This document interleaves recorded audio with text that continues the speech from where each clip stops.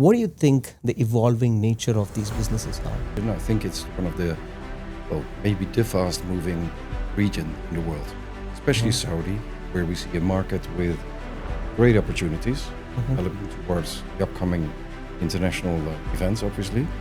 A market where choices from higher up have been decided to work on diversity and walking away from the traditional oil and gas industry. See the same in Qatar as well, by the way. Diversity is a key element of the developments of the country. Saudi is maybe the fast moving and changing economy in the world at the moment. We obviously know the reasons for this, and one of them is the upcoming World Cup. But at the same time, there's many other. When you look at the Giga project, 4,000 projects worth of over $6 trillion, right? And they're scattered around the whole Different of regions. Saudi. Yes, Yeah. country itself has mega projects. But the main ones, I think, again, technology, gaming. There's been over $375 million reserved just for the gaming industry investment. I don't need to explain how many opportunities that brings for international business.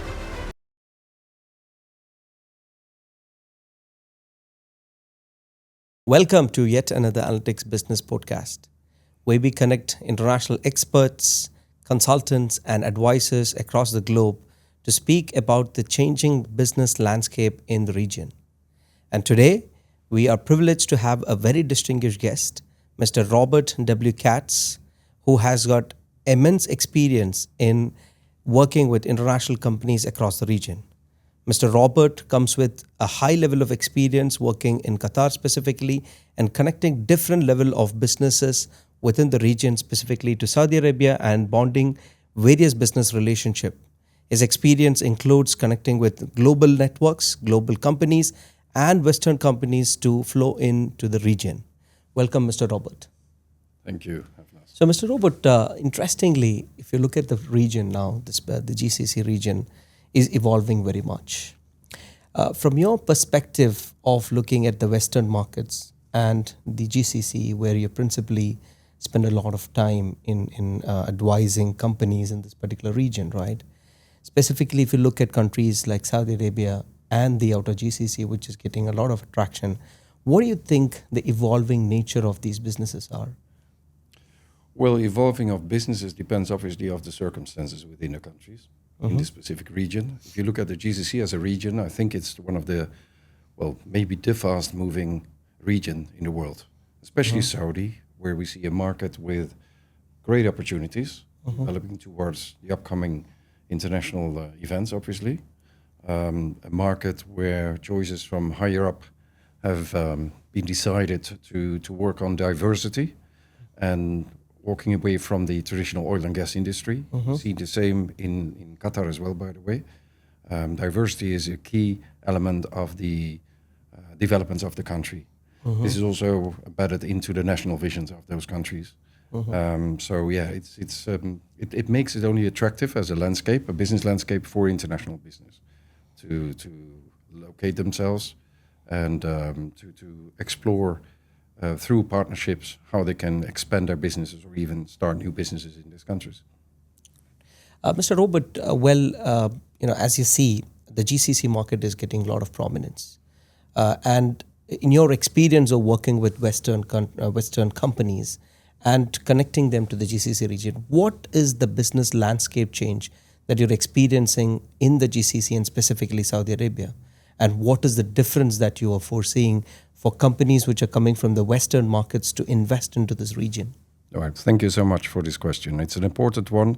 And I think it's also an important base to teach companies that come from the West to not necessarily teach them, but at least to bring them up to speed with the culture differences in this region. When you look at the GCC in general, it's a region that is really under development. It becomes a far modernized environment and a region from a business landscape as well. And when we talk about Saudi is maybe the fast moving and changing economy in the world at the moment. We obviously know the reasons for this, and one of them is the upcoming World Cup. but at the same time, there's many other opportunities and developments going on. The country itself has mega projects, several of them with a total budget of, I believe, more than $6 trillion US. Yeah. I don't need to explain how many opportunities that brings for international business. What we've seen over the last couple of years already, and we've seen that also in Qatar and before that even in UAE, that the West and the international business landscape has found the Middle East and has found reasons to establish their companies here to either expand or even establish the headquarters in the region.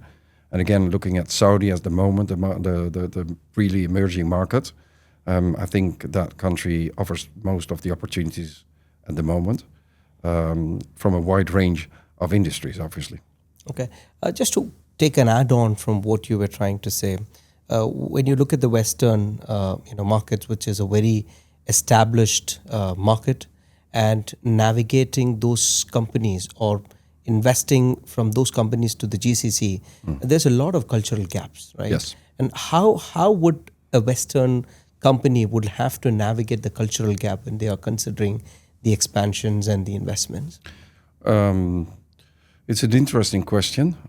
Basically, if I understand you correct, you'd like to know how can they prepare themselves to be successful in the region. I have the privilege that I've been asked several times with different embassies and ambassadors to attend trade missions for business owners, companies that have plans to expand into the Middle East. And one of the topics always arises is they have to do their homework. They have to first look into how can they add value to the region. Companies always tell what they can deliver. Yep. And in the Middle East, the stakeholders that they will meet already know what's out there. So is it important to tell what you can do, or is it maybe more important to tell how you can add value? And if you have done that, and if you know how to bring that, then obviously a feasibility study is essential. Yes. Because nobody can tell you better than yourself whether you can be successful with what you do today if you know the market here in the Middle East, or at least have some knowledge of the culture and the culture background from a business perspective. And I think thirdly, we need to understand that partnerships are essential. Building partnerships takes time. I always advise companies, business owners, when you want to come to the Middle East, really to establish yourself, there's 3 elements, ingredients you need to bring. The first one is time. It takes time to establish relationships, to establish your business. That goes hand in hand. You need to have patience. Patience because it doesn't always have the pace to develop something as you like, and especially not what we are used in Europe. So patience is really something many entrepreneurs have to practice on. And last but not least, it's money. I still meet with companies and business owners and entrepreneurs in general who truly believe they come to the Middle East and there's this bag of gold waiting for them. It's not like that. It's not been that for the last 10, 15 years, right? There's been times that the Middle East really was behind majority of the economies in the world. No more. So when you come to the Middle East, whether it's Saudi, Qatar, UAE, or any other country, be prepared and have a financial strong base to come here, because it will take time. And it's really essential. The rest will go. But these ingredients are really important. I think those ingredients, what you said, that it's an essence of any business. Yes. But when it comes to the GCC region, as you rightly pointed out, it's the network and it's the partnership, because it's a network-driven markets that you see, whether it is Qatar, whether it is Saudi, Yep. or largely again with UAE. So thank you so much for that particular ingredient formula that you had navigated. Well, Mr. Robert, one of the key interesting things which I would like to know from you is that you have, perhaps enabled Western, companies to navigate into the GCC market, specifically in Qatar and also as well in Saudi. And what do you think is the core what anyone should look like when it comes to considering these kind of expansions? Well, you said about money, you said about time, and you also said about partnerships and the patience element. So we know that there are a lot of projects that is coming up in Saudi Arabia specifically, what would be the tap on to get into these markets? Whether it is to go on a full-fledged model or is it to go with any kind of partnership? What would be your takeaway for such things? I think it's, again, as I already mentioned, it's essential to look into partnerships. But to start partnerships, you need to know, first of all, who to talk to, who to meet with. And, it's a landscape of, especially in Saudi, it's a landscape of, it's an environment where you have many locals who are looking for opportunities as well, and international partnerships. Don't forget this region, they need expertise, and they're looking for expertise from outside, and especially from the Western, from Europe and US. So I think it's definitely important to prepare yourself for how to build a partnership, and also that requires some homework. Considering that the ruling families usually are being looked at as the local potential partners, the ruling families are huge, right? If you only look into Qatar, we have more than 3,500 members, right, from different branches. And I've met so many entrepreneurs, and they were proud to have met a local Qatari by the name of Al Thani. The same you will see in Saudi, and I've already heard the different stories where they talk with these people, they meet with these people, they meet them even in the majlis, and still nothing happens. We really have to understand that sometimes it is a courtesy also for the locals to have these meetings, to accept invitations or what have you, not necessarily having the intention to do business. So it is really important to reach out to people you already know, work through your embassy, or, there's always ways to find out, are you really dealing with the right people? Are you really dealing with the right person? And again, I know from experience, there's the good intention. People have a good intention. But at the same time, especially when we come from the West and I come from Europe, we are eager to do as soon as possible our business. That's not going to work here like that. Not anymore. Okay. Now, just to get on some of, there is a high level of misconception that comes with the mindset of what the Western business is when you blend within the region here, specifically in Saudi Arabia, because it's a country that we're speaking about, let's say 70% of the geography in the entirety of GCC, perhaps. We're talking about a population of 32 million, which has got a deep-rooted culture as well. Now, what are those misconceptions, and what is the kind of landscape change that has evolved over time? Yes. So what's your take on those elements? Okay, so when we look at the GCC and we talk about those countries that are really in the picture on a global scale, we talk about Saudi, Qatar, and UAE predominantly. So UAE, from a business perspective, is really already about 10 years ahead of Qatar, and Qatar is a few years ahead of Saudi. So when you look at the misconception, I've heard so many stories, obviously, whilst being in Qatar, before the World Cup, people have this habit to have an opinion based on what they've heard, not what they've experienced. And I've stopped arguing that. I've stopped defending the Middle East. I've stopped defending Qatar, Saudi, and any other country here, for the simple reason that at the end, it will prove itself. Where you look into the Middle East as a country where there's so many opportunities, where business is being done on the base of relationships, I can honestly tell you that when there is the relationship and when the business is being done, it will be a long-lasting business relationship, right? It's trustworthy, it's openness, it's transparency. Is there bureaucracy here? Oh, 100%. The bureaucracy here is no different from Europe. In certain areas in Europe, it's far more advanced, hence why you see things can move faster. However, at the same time, I've never seen governments so much digitalized as here in the Middle East. Compared to Europe, we are behind, I can tell you that.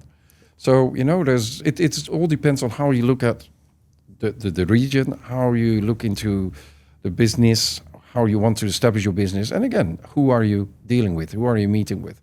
So again, a misconception, I can't change people's opinions, and I'm not here to do it, and I don't want that. I can only invite people to come to the Middle East, experience it yourself, and you will see that what the advantages are to be here. Well, you rightly connected the point of technology, and I believe if you look at the kind of advancements what the region is doing, specifically in an area what Saudi is specifically recently reprioritizing their agendas into advanced technologies as declared in the recent FII as well. So, what's your take on what would be the premium industries, or what could be the industries that could really flourish in the kingdom?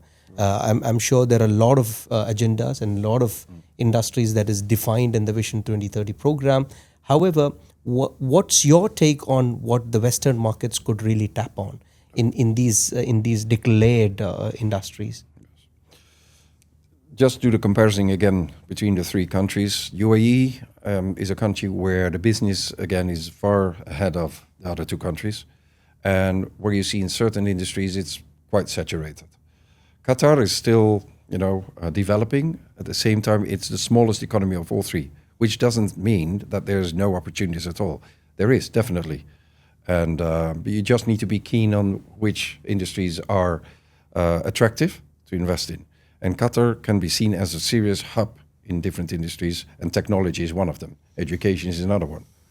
When you look in Saudi, which is a really almost from scratch building economy, and all industries and sectors have opportunities.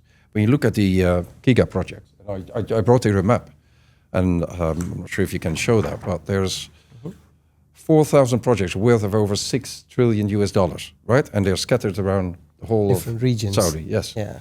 So, having said that, it's too much to mention which industries could be attractive. But the main ones, I think, again, technology, gaming. There's been over $375 million reserved just for the gaming industry investments, aside the recent merger or acquisitions that Saudi has done. Yes. Esports, obviously, is an important one, aside the regular sports, esports. But also food and beverage market in combination with the event industry. Looking at the infrastructure, again, huge transformations taking place in line with those projects. It's too much to mention, but I think if you look in those areas that I just mentioned, I think that many companies still have great opportunities. But I would also want to give as a message is, competing on price, you can do everything and everywhere, and you will always lose. So I go back to one of the ingredients is, look what is your added value, what you really can contribute to the economy, whether it's Saudi, Qatar, UAE, or Oman, or Bahrain, doesn't matter. This is, I think, one of the first parts of the homework that any entrepreneur should be doing. Right. Just to add on, one of the principal element to sustain any business is the workforce, the key resources, right? And you, in your experience, you must have seen a lot of talent getting developed from the region. I mean, it's one of the agendas what, regardless of any nation, Qatar, Saudi, or the UAE, they've all taken their own agendas in terms of building their local workforce. Yep. So how important would be tapping on the right skill set and the right people when it comes to navigating these businesses? Well, if you look at these three countries, everywhere there are potential interest of nationalization. Acquiring talents from the local market is becoming increasingly important and mandated by the government. So accessing these workforce in terms of getting the right talent and the right skill set, how important it would be for the Western businesses to tap on? I go back to the basic of building business, right? A business you build with people.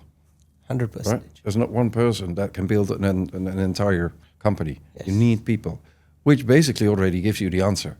You need to have the right people in the right place with the right skill set to build your business. It is part of your business plan. To get locals in your company, there's the rule obviously already in Saudi and in Qatar as well. An X percentage of your total workforce has to be locals. What also needs to be taken into consideration is that compared to the other two countries, UAE and Qatar, Saudi has more locals than expats. Yes. The other two countries do not. So the pool of local skilled people obviously is bigger as well. And that's why there's the stimulants from the government to hire locals. So education-wise, there's enough programs that can bring people up to speed. There's enough initiatives also for foreign companies. But I would advise definitely companies from even the West or the East to come to Saudi or come to the Middle East in general. Look into the local workforce. You do yourself a favor, but also the economies that you're looking for to establish yourself. And again, it's very useful to have local people in your company as they know the culture. They have their network. So, it's part of being smart. Sure.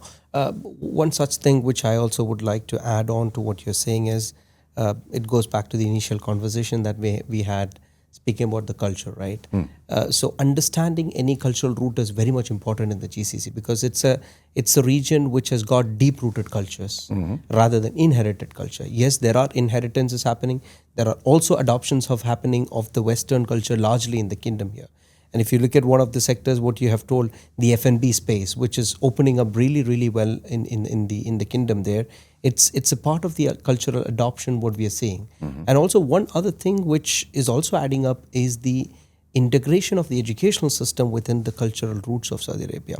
And with those inheritances, what's happening is we're getting better talents these days, which never used to be perhaps 10 years ago. Absolutely. Now, coming to my next question, which is going to be much more interesting, is what is the kind of market entry plan that the Western companies should be adopting or should be pursuing when they're preparing their roadmap for GCC and specifically Saudi Arabia? Right. I would say first look for a right partner. Right partner. Analytix, obviously, they have offices in the region. Yes. Right. And I think it's a well-established office in Saudi as well, in Riyadh. Partnerships are essential. And when you look for a partnership, that doesn't mean automatically you need to look for a local partner. No, not at all. It's maybe sometimes better, depending on your industry, to have a partner that also comes from abroad, but already is established in the country. They know how things work. And there's then the companies like Analytix that can help you from A to Z to establish, but not only to establish your company, in the country, but also help you with the guidelines, the regulations, legislations, including workforce, labor laws, and you name it. So you can have the work already being done by your local partner, your future local partner. That makes your life easier as well. I think, again, that's part of that could be part of a market entry strategy. Okay. Sure. Aside the fact that what you have as a service or a product or anything else that you like to bring, make it ensure that it adds value, right? Again, I keep on saying that because I see too much businesses leaning back on what they already are doing, not really realizing and preparing themselves on, is this going to be successful? The feasibility study is therefore also essential. Okay. You spoke about the market entry and the importance of feasibility studies. Well, in your experience, you have worked with multiple multinational companies and Western companies to expand to this particular region. Can you add on a little bit value about any real life cases which successful cases who have navigated to the kingdom, still withstands in the operations in the kingdom and is a success story to be told to the Western markets? Of course, yes. Well, you have obviously the different business. You have the corporates, you have the small and medium enterprises. When you look at corporate, Siemens is one of those corporates that have been very successful in Saudi. I'm not sure if you're aware, but especially in the healthcare sector. Yep. And Siemens obviously is already one of the leading companies in the world. What they've done really smart is they first, again, followed the steps, as I've already mentioned. They've looked into the market. What are their needs? Where can they add value? And where can we meet with the right partners? Not to compete, but to be complementary and then develop their market strategy and the whole way of doing the business. And they've been extremely successful. They've won major contracts, but not only in Saudi. And when we come back to the essential of investment, what they've done, Siemens, they have invested in opening a regional headquarter in Riyadh. From there, they've also been able to establish partnerships in Qatar and in the UAE and in other countries. So, that is, from a corporate perspective, a very smart way to enter a market. In the small and medium enterprise, there's one company that comes to mind. I can't recall immediately the name, but it's a Belgian company who also are in the technology sector. And a similar approach, but then on a small and medium enterprise level, seeking the right partners that could help them to introduce their technology solutions. And what they've done is they've looked at which market would be suit best to their services. And they came up in establishing the headquarters in Qatar. And from Qatar, they moved to Saudi and to the UAE as well. And again, they've been able to win contracts and to expand further into the region. And for them, the Middle East is even a more important part of their business revenues these days than Europe. So there's again, it's examples. Yes. Well, with changing global trade landscape. Yep. And the importance what the GCC plays in connecting different markets, whether it is the US markets or the European markets, the GCC would eventually play a critical role in terms of bringing global hubs into this particular region, right? And that is where, one of the principal advantage what the GCC and specifically Saudi, given its size, have got is the access to the global trade. And that is one such reason companies like Siemens that you mentioned is taking up their bets on to develop the market as a market, not just for the domestic consumption, perhaps to even export and tap on to the other markets which are easily connectable. Like in your experience, you've worked with multiple councils, Business Council, the Dutch Business Council in Qatar, with IFMA and multiple other councils and bodies, right? In your experience, how important is the cross-cultural domain when it comes to connecting these Western businesses and the GCC businesses? And from your experience, if you can give some level of real-time examples or real-time situations where these were navigated. Sure. Because I understand that you've been living in the Gulf for many years, and you have perhaps rooted the culture of the Gulf within you. So, it would definitely add a more value in terms of hearing from you on that point. Well, yeah, I think it's, I'm in Qatar or the Middle East, but in Qatar residing for 10.5 years now. And I've been the president for the Dutch Business Council, and I'm still engaging with many business councils and a lot of network events. I think it's essential to understand different cultures, to learn from different views on doing business. And again, the Middle East is a completely different world from a business perspective than Europe is, or the US is, or even Asia, which is the closest to the Middle East, right? And yesterday I was during the Doha Forum in an event where we were talking about Africa as an example, and the bonds between Africa and the Middle East, which are also going back to hundreds of years, if not thousands of years.